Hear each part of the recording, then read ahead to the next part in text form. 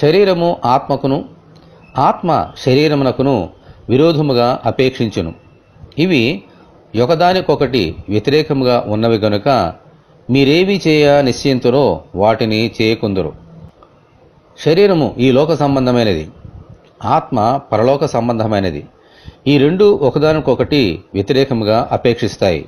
అబ్రహామునకు శరీర సంబంధముగా పుట్టిన కుమారుడు ఇష్మాయేలు, ఆత్మ సంబంధముగా పుట్టిన కుమారుడు ఇస్సాకు. శరీర సంబంధంగా పుట్టిన ఇష్మాయేలు ఆత్మ సంబంధంగా పుట్టిన ఇస్సాకుకు వ్యతిరేకముగా మాట్లాడి పరిహాసించాడు. అందుకే దేవుడు ఇష్మాయేలును అతని తల్లి అయిన హాగరును అబ్రహాము ఇంటి నుండి వెళ్ళగొట్టి దూరం చేశారు. సాతాను కూడా ఈ శరీర సంబంధమైన కార్యములతోనే యేసుక్రీస్తును శోధించి ఓడిపోయాడు.